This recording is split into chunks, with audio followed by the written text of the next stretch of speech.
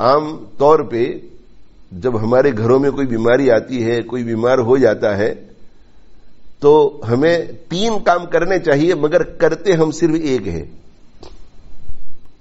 اور وہ ایک کام جو ہم کرتے ہیں وہ یہ ہے کہ فوراً ڈاکٹر سے رابطہ کرتے ہیں، فوراً ہاسپٹل سے رابطہ کرتے ہیں، فوراً دواخانے سے رابطہ کرتے ہیں، معالجین کو ڈھونڈتے ہیں. کسی حکیم کو ڈھونڈیں گے، کسی ہربلسٹ کو ڈھونڈیں گے، کسی ہومیوپیتھ کو ڈھونڈیں گے، علاج کرنے والے کو ڈھونڈتے ہیں. بہت سے لوگ عاملوں کے پاس چلے جاتے ہیں، عامل کو ڈھونڈتے ہیں. یہ علاج کے سارے طریقے ہیں، اور علاج کے جتنے بھی جائز طریقے ہیں وہ طریقے جو شریعت کی حدود میں ہیں ان کو اختیار کرنا چاہیے. ان کو اختیار کرنے سے شریعت مطہرہ نے منع نہیں کیا ہے، بلکہ بیماری کا علاج کرانا سنت ہے. تو ڈاکٹر کے پاس جانے میں کوئی حرج نہیں ہے، دواخانے میں جانے میں کوئی حرج نہیں ہے، ہاسپٹل جانے میں کوئی حرج نہیں ہے. لیکن کل 3 کام ہمیں کرنے چاہیے، ان میں سے ہم ایک ہی کام کرتے ہیں، اور وہ دوسرے 2 کام ہے وہ اس کام سے زیادہ اہم ہے. اس لیے کہ ڈاکٹر کے پاس ہم جائیں گے، ہاسپٹل میں ہم جائیں گے، دواخانے میں ہم جائیں گے، تو ہاسپٹل میں، دواخانے میں ڈاکٹر کے یہاں جو کچھ بھی معاملہ ہمارے ساتھ پیش آئے گا وہ صحیح سمت میں اس وقت آئے گا جب اللہ جل جلالہ وعم نوالہ کی نصرت ہوگی، اللہ کی اعانت ہوگی. اور یہ دوسرے 2 جو کام ہیں وہ اللہ کی اعانت کو متوجہ کرنے کے لیے ہیں.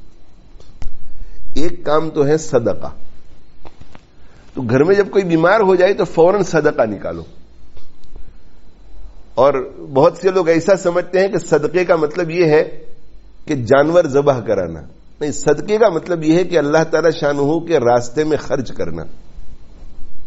تو جانور ذبح کرا کے لوگوں میں گوشت تقسیم کرو، یہ چاول تقسیم کرو، گیہوں تقسیم کرو، کیش رقم تقسیم کرو، کسی کار خیر میں خیرات کرو،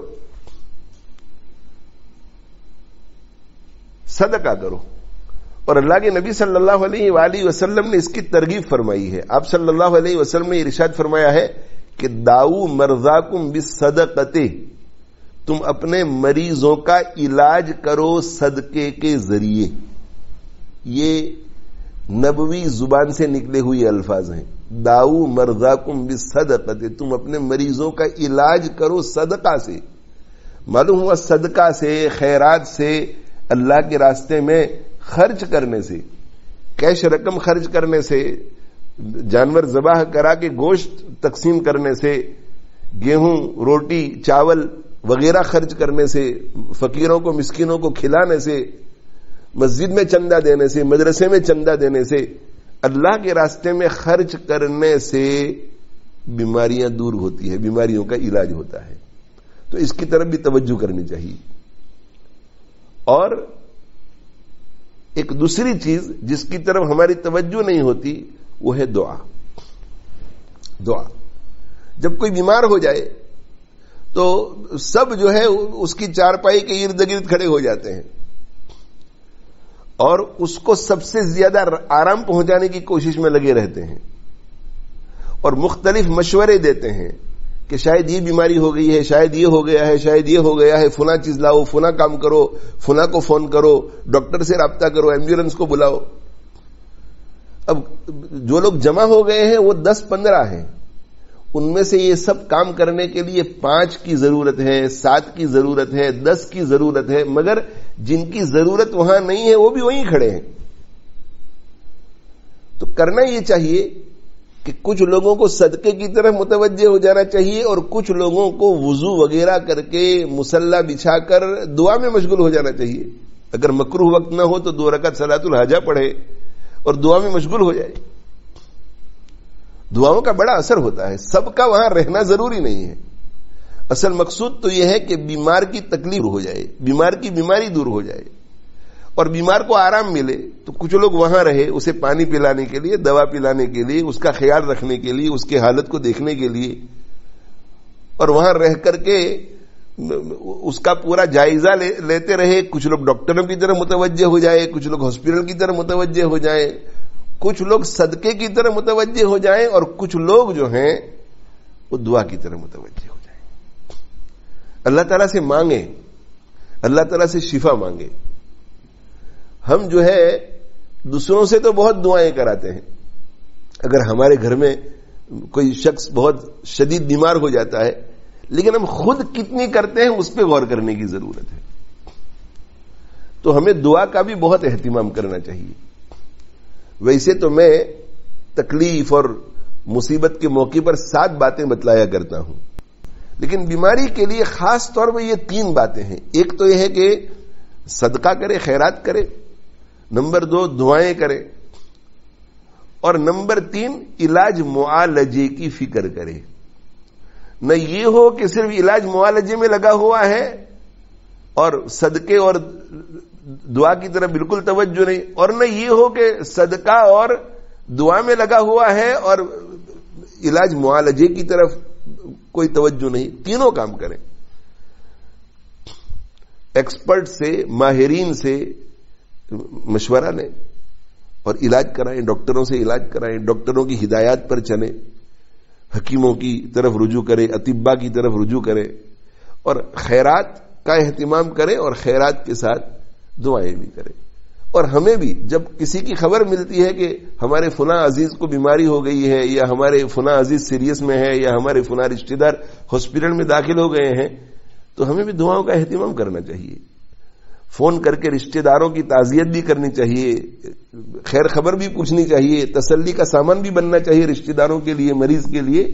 لیکن خیرات جتنی ہو سکے وہ بھی کرنی چاہیے, اور دعائیں خوب کرنی چاہیے. آج کل ایک رواج پڑ گیا ہے کہ ٹیکسٹ میسج کے ذریعے سب کو پیغام پہنچا دیا جاتا ہے کہ دعا کرو, دعا کرو, دعا کرو, اور جس کے پاس ٹیکسٹ پہنچتا ہے وہ اسے اپنے متعلقین میں فارورڈ کر دیتا ہے. تو ٹیکسٹوں کو فارورڈ کرنے کا رواج ہے, دعا کرنے کا رواج نہیں ہے. اور ٹیکسٹ کے جواب میں دعا لکھ کر ٹیکسٹ کرنے کا رواج ہے. وہ دل سے نہیں نکلتی, وہ کہیں آرکائیو میں پڑی ہوئی ہوتی ہے, اسی دعا کو یوں آگے چلا دیتے ہیں. اس کے بعد کوئی دل سے توجہ سے دعا نہیں کرتا بعد میں کہ اللہ ان کو شفا دے, یہ اللہ ان کو شفا دے, یہ اللہ ان کو شفا دے. تو مریض جب بھی مرض میں مبتلا ہو جائے تو ایک کام تو یہ کرنا چاہیے کہ صدقہ. اگر مریض خود ہوش میں ہے تو خود صدقہ نکالے, اور مریض خود ہوش میں ہے تو اللہ کی طرف متوجہ ہو جائے کہ اللہ میرے حال پہ رحم کیجیے, یہ اللہ میرے حال پہ رحم کیجیے. اور اگر وہ ہوش میں نہیں ہے تو دوسرے لوگ صدقہ نکالے اور دعاؤں کا اہتمام کرے. اور مریض اگر خود ہوش میں ہے تو وہ ڈاکٹر سے رابطہ کرے, وہ نہیں تو پھر دوسرے حضرات جو ہے وہ مشورہ کر کے مریض کے لیے سب سے بہتر شکل ہے اس کو اختیار کریں. تو یہ 3 کام کرنے کے ہیں. اور دعا جو ہے کچھ تو عام دعائیں ہیں جو اپنی زبان میں آپ کر سکتے ہیں خود, اے اللہ مریض کو شفا عطا فرما, اے اللہ اس کے حال پہ رحم فرما, اے اللہ اسے عافیت عطا فرما, اے اللہ مصیبت تکلیف سے بچا, اے اللہ درد اور بے چینی سے بچا, دکھ سے بچا, اے اللہ عافیت والی زندگی عطا فرما, اے اللہ اعضاء کی سلامتی عطا فرما, اے اللہ صبر عطا فرما, اے اللہ ہمت عطا فرما. تو بہت آسان ہے. اور کچھ دعائیں اللہ کے نبی صلی اللہ علیہ وآلہ وسلم نے سکھائی ہیں, اور یہ جو اللہ کے نبی صلی اللہ علیہ وسلم نے دعائیں سکھائی ہیں, اگر یہ دعائیں ہمیں یاد ہو جائے, خاص طور پر وہ حضرات جو عربی جانتے ہیں, اہل علم حضرات, عربی جاننے والے حضرات, اگر یہ دعائیں ہم سیکھ لیں اور یہ دعائیں سیکھ کر کے ہم اپنے لیے کریں, خود بیمار ہو گئے تو اپنے لیے دعا کی, کوئی اور بیمار ہو گیا تو اس کے لیے دعا کی. اور آج کل رقیہ کا بھی بڑا دورہ ہے, اور یہ اس وقت جو ہے وہ موضوع گفتگو نہیں ہے کہ اس پر کچھ تفصیل سے عرض کیا جا سکے, لیکن لوگ جو ہیں بیماریوں سے پریشان ہو کر عاملوں کو حل سمجھ کر آنکھ بند کر کے چلے جاتے ہیں. عاملوں کے پاس بھی جاؤ, لیکن پہلے تحقیق کرو کہ شریعت مطہرہ کا پابند ہے یا نہیں. تحقیق کرو کہ حقیقت میں عامل ہے بھی یا نہیں. تحقیق کرو کہ دائرے میں رہ کر، شرعی اخلاقی دائرے میں رہ کر علاج کرتا ہے یا نہیں. تو جو صحیح عامل ہو، شریعت مطہرہ کے پابند ہو، ان کے پاس جانے میں کوئی حرج نہیں. لیکن آج کی نشست میں جو آپ کی خدمت میں عرض کر رہا ہوں، سب کی خدمت میں، وہ یہ ہے کہ اللہ کے نبی صلی اللہ علیہ وآلہ وسلم نے ہمیں رقیہ سکھایا ہے. تو نبوی رقیے سے بڑھ کر اور کون سا رقیہ ہوگا؟ رقیہ کا معنی ہے جھاڑ پھونک، یعنی کچھ پڑھ کر کے دم کرنا. اس کو جھاڑ پھونک کہتے ہیں اردو میں. اور جھاڑ پھونک اس لیے کہتے ہیں کہ رقیہ کرنے والا کچھ پڑھتا ہے اور پڑھ کر کے ایسے ہاتھ پھیرتا ہے اس جگہ کے اوپر یا مریض کے اوپر، اس جگہ پر جہاں تکلیف ہے یا مریض کے اوپر، اور ہاتھ پھیر کر کے یوں تو گویا کہ جھاڑ رہا ہے وہ بیماری کو. یا یہ کہ کبھی کبھی وہ پڑھ کر کے دم کرتا ہے، کبھی دونوں کام کرتا ہے، اس لیے اس کو جھاڑ اور پھونک کہتے ہیں.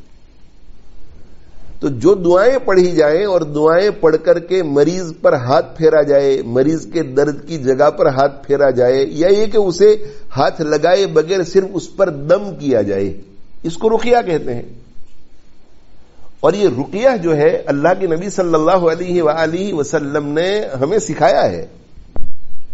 نبی صلی اللہ علیہ وسلم کے اس رقیے کو استعمال کیجیے. اور مختلف دعائیں سکھائی ہیں. اگر کسی کو ساری کی ساری دعائیں یاد ہو جائیں اور ایک ہی وقت میں ساری دعائیں پڑھ کر کے اپنے اوپر دم کرے یا مریض پر دم کرے تو بھی ٹھیک ہے. اور اگر ساری دعائیں یاد نہیں ہو سکتی تو ان میں سے جو یاد ہو جائے یا جو یاد ہو اسے پڑھیں. اور اگر ساری دعائیں یاد ہیں مگر وقت کم ہے تو اس میں سے جتنی چاہے پڑھ لیں. ساری دعائیں لکھی ہوئی موجود ہے کسی کارڈ پر، کسی ورق پر، لیکن مریض میں اتنی سکت نہیں ہے کہ سب کچھ پڑھ سکے، تو جتنا پڑھ سکے پڑھیں. لیکن یہ نبی صلی اللہ علیہ وسلم کا رقیہ پڑھیں، اور ہر گھر میں یہ رقیہ ہونا چاہیے نبی صلی اللہ علیہ وسلم کا.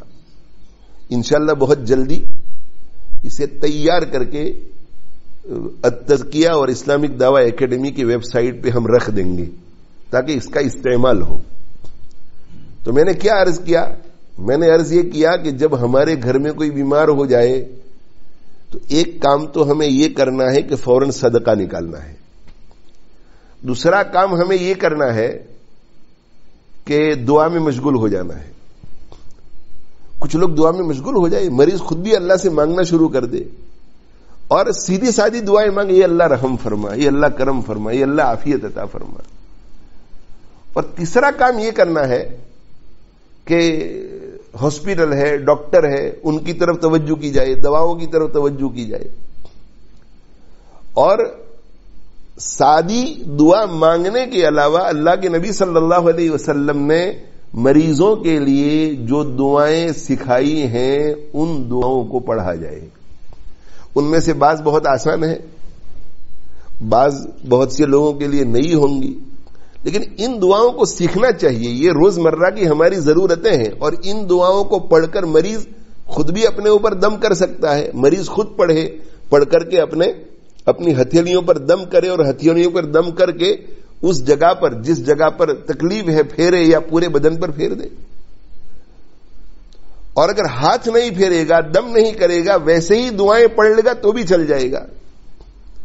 اور اگر مریض یہ کام نہیں کر سکتا تو مریض کے گھر والے، مریض کی عیادت کے لیے جانے والے اگر موقع اور محل اس کی اجازت دیتا ہو تو یہ دعائیں پڑھنی چاہیے. اور دعائیں پڑھنی چاہیے، حاضرین کو اس پر آمین بھی کہنی چاہیے، اور دعائیں پڑھ کر کے دم بھی کرنا چاہیے. ان دعاؤں میں سے سب سے پہلی دعا جو ہے وہ سورہ فاتحہ ہے. سورۃ الفاتحہ کا دوسرا نام ہے سورۃ الشفا. یعنی سورۃ الفاتحہ کے علامہ قرطبی رحمۃ اللہ نے 12 نام لکھے ہیں. ان 12 ناموں میں سے ایک نام ہے سورۃ الشفا. اور بخاری شریف میں یہ روایت ہے کہ صحابہ کرام رضوان اللہ تعالی علیہم اجمعین کی ایک جماعت سفر میں تھی اور کسی قبیلے کے سردار کو سانپ یا بچھو نے ڈنک مارا اور اس کے بدن میں اس کا زہر چڑھنے لگا، اور ان کے مرد جو ہے وہ کسی مہم پر گئے ہوئے تھے، تو اکثر جو ہے وہ عورتیں تھیں، معذور لوگ تھے، بوڑھے لوگ تھے، بچے تھے. تو صحابہ کرام رضوان اللہ تعالی علیہم اجمعین کا قافلہ اس بستی کے قریب ہی تھا. تو ان میں سے کوئی آیا اور کہنے لگا کہ ہمارے سردار کو سانپ یا بچھو نے ڈنک مارا ہے، زہر چڑھ رہا ہے، آپ میں سے کوئی راقی ہے، رقیہ کرنے والا ہے، جھاڑ پھونک کرنے والا ہے؟ تو حضرت ابو سعید خدری رضی اللہ تعالیٰ عنہ اٹھے، انہوں نے کہا کہ ہاں میں ہوں.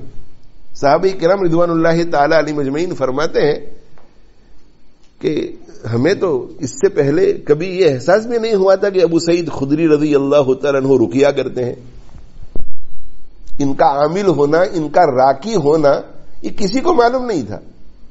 معلوم کیسے ہوتا ہے جب پہلے یہ کام کیا ہی نہیں ہے؟ لیکن اٹھے اور اٹھ کر کے تشریف لے گئے اور انہوں نے سورہ فاتحہ پڑھ کر کے اس شخص پر دم کیا جس کے نتیجے میں وہ سانپ یا بچھو کا زہر جو اس کے جسم میں پیوست ہو گیا تھا وہ نکل گیا اور اس کو شفا ہو گئی. تو سورۃ الفاتحہ ہر شخص سورہ فاتحہ جانتا ہے، اور ترمذی شریف کی روایت سے پتہ یہ چلتا ہے کہ سورۃ الفاتحہ جسے سورۃ الشفا بھی کہتے ہیں 7 مرتبہ پڑھ کر کے دم کرنا چاہیے. تو اگر کوئی شخص سورۃ الفاتحہ کو 7 مرتبہ پڑھ لے اور مریض پر دم کرے تو یہ بہت اچھا. کوئی مریض خود بھی بیماری کی حالت میں 7 مرتبہ سورہ فاتحہ پڑھ کر کے اپنے اوپر دم کر لے تو بہت اچھا. اور اگر 7 مرتبہ نہ کر سکے تو 5 مرتبہ، 5 مرتبہ نہیں تو 3 مرتبہ، 3 مرتبہ نہیں تو 1 مرتبہ. تو سورۃ الفاتحہ ایک تو یہ ہے. دوسری چیز حضرت عائشہ رضی اللہ تعالیٰ عنہ کی روایت میں ہمیں ملتی ہے کہ اللہ کے نبی صلی اللہ علیہ وآلہ وسلم جب بیمار ہوتے تھے، یہ بھی بخاری شریف میں ہے، اللہ کے نبی صلی اللہ علیہ وسلم جب بیمار ہوتے تھے تو اپنے اوپر معوذات کے ذریعے دم فرماتے تھے. اب یہ معوذات جو ہیں وہ کیا ہیں؟ اس میں علماء کرام کی مختلف تشریحات ہیں. جو معتمد قول ہے وہ یہ ہے کہ سورہ اخلاص، سورہ فلق اور سورہ ناس، قل هو اللہ احد اللہ الصمد لم یلد ولم یولد ولم یکن له کفوا احد، قل اعوذ برب الفلق من شر ما خلق ومن شر غاسق اذا وقب ومن شر النفاثات في العقد ومن شر حاسد اذا حسد، قل اعوذ برب الناس ملك الناس اله الناس من شر الوسواس الخناس الذي يوسوس في صدور الناس من الجنة والناس. اللہ کے نبی صلی اللہ علیہ وآلہ وسلم جب خود بیمار ہوتے تھے تو ان 3 سورتوں کو پڑھتے تھے، پڑھ کر کے اپنی ہتھیلیوں میں دم کرتے تھے اور جسم پر پھیرتے تھے. اور حضرت عائشہ رضی اللہ تعالی عنہا فرماتی ہیں کہ جب اللہ کے نبی صلی اللہ علیہ وسلم بیمار ہوئے مرض الوفات میں، آخری بیماری، تو عائشہ رضی اللہ عنہ فرماتی ہیں کہ اللہ کے نبی صلی اللہ علیہ وسلم بہت کمزور ہو گئے تھے، تو ان 3 سورتوں کو میں پڑھتی تھی اور میں پڑھ کر کے اللہ کے نبی صلی اللہ علیہ وسلم کے ہاتھوں پر دم کرتی تھی اور پھر اللہ کے نبی صلی اللہ علیہ وسلم کے ہاتھوں کو اللہ کے نبی صلی اللہ علیہ وسلم کے بدن پر پھیرتی تھی. کیوں؟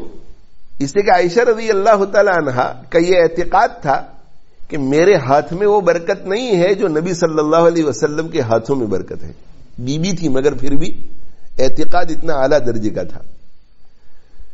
اور مسلم شریف کی روایت میں حضرت عائشہ رضی اللہ عنہ فرماتی ہیں کہ آپ صلی اللہ علیہ وسلم کے گھر والوں میں سے جب بھی کوئی بیمار ہوتا تھا تو آپ صلی اللہ علیہ وسلم اس کے اوپر معوذات کے ذریعے دم فرماتے تھے. اور معوذات کے سلسلے میں جو معتمد قول ہے وہ یہی ہے کہ یہ 3 سورتیں ہیں، سورہ اخلاص، سورہ فلق اور سورہ ناس. اب یہ جو 4 سورتیں ہیں یہ تو ہر شخص پڑھ سکتا ہے. تو جب بھی آپ بیمار ہوں تو صبح و شام دن میں 3 مرتبہ، دن میں 1 مرتبہ سورہ فاتحہ اگر 7 مرتبہ پڑھ لیں تو بہت اچھا، باقی 3 سورتوں کو 1 مرتبہ پڑھ لیں، اور اگر نہیں تو سورہ فاتحہ 1 مرتبہ پڑھیں اور اپنے ہاتھوں پر دم کر کے پورے بدن پر پھیر لیں۔ اور اگر مریض نہیں کر سکتا یا مریض کرنے کے لیے تیار نہیں ہے، مریض بچہ ہے یا مریض دین سے دور ہے، تو گھر کے لوگوں میں سے کسی کو کرنا چاہیے۔ اور اس کے علاوہ اللہ کے نبی صلی اللہ علیہ وسلم نے اور بہت ساری دعائیں سکھائی ہیں اس سلسلے میں، اور بہت پیاری پیاری ہیں۔ حضرت عائشہ رضی اللہ تعالی عنہا ایک دعا بتاتی ہے کہ اللہ کے نبی صلی اللہ علیہ وآلہ وسلم جو ہے مریض کے اوپر اپنا دایاں ہاتھ پھیرتے تھے۔ ظاہر ہے کہ مریض کو ہاتھ لگانے کے سلسلے میں شرعی حدود کا خیال رکھنا پڑے گا کہ کہاں ہاتھ لگا رہے ہیں، نمبر 2 کس کو ہاتھ لگا رہے ہیں، اگر نامحرم ہے تو ہاتھ نہیں لگا سکیں گے۔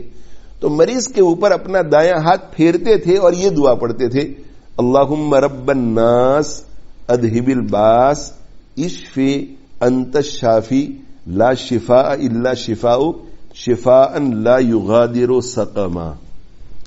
اے اللہ، اے لوگوں کے مربی، اے لوگوں کے پروردگار، اے لوگوں کے رب، اذہب الباس تکلیف کو دور کر دیجئے، اشفی آپ شفا دیجئے، انت الشافی آپ شفا دینے والے ہیں، لا شفاء الا شفاؤک کوئی شفا نہیں ہے مگر آپ کی،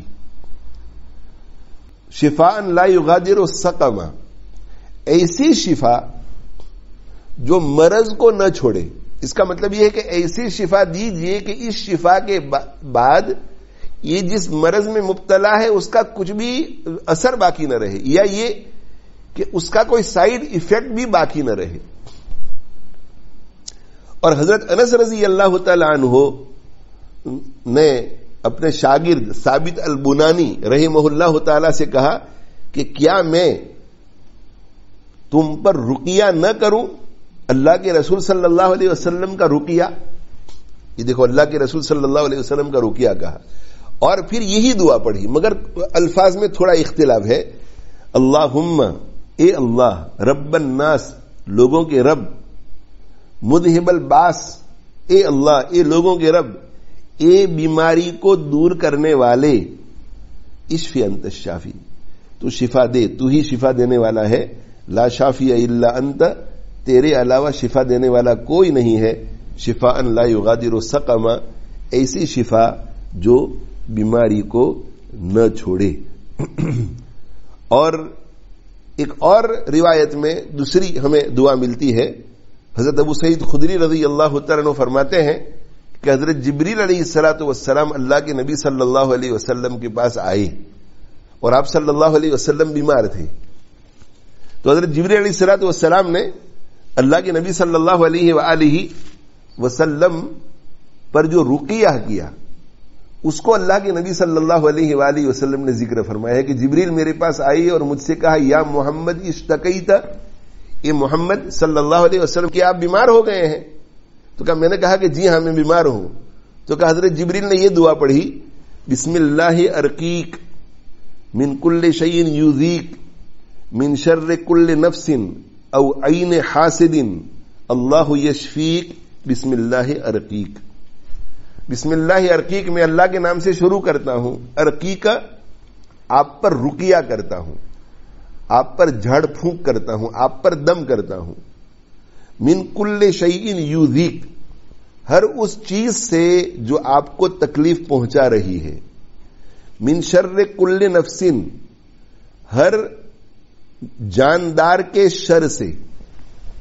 کبھی کبھی بیماری جادو کی وجہ سے آتی ہے، کبھی کبھی بیماری جو ہے وہ جن کے اثر سے آتی ہے، تو ہر جاندار کے شر سے، کبھی کوئی زہر پلا دیتا ہے، تو میں آپ پر رقیہ کرتا ہوں، جھاڑ پھونک کرتا ہوں ہر اس چیز سے جو آپ کو تکلیف پہنچائے، ہر جاندار کے شر سے، او عین حاسدن یا ہر حسد کرنے والے کی بری نظر سے اگر آپ کو لگ گئی ہے تو اللہ یشفیک اللہ آپ کو شفا دے، بسم اللہ ارقیک اللہ کے نام سے شروع کرتا ہوں، میں آپ پر رقیہ کرتا ہوں. ابھی حضرت جبریل علیہ الصلوۃ والسلام نے اللہ کے نبی صلی اللہ علیہ وسلم پر رقیہ کیا, دم کیا, یہ دعا پڑھ کر, اور اللہ کے نبی صلی اللہ علیہ وسلم نے ہمیں سکھائی, تو یہ بھی نبوی دعا ہو گئی.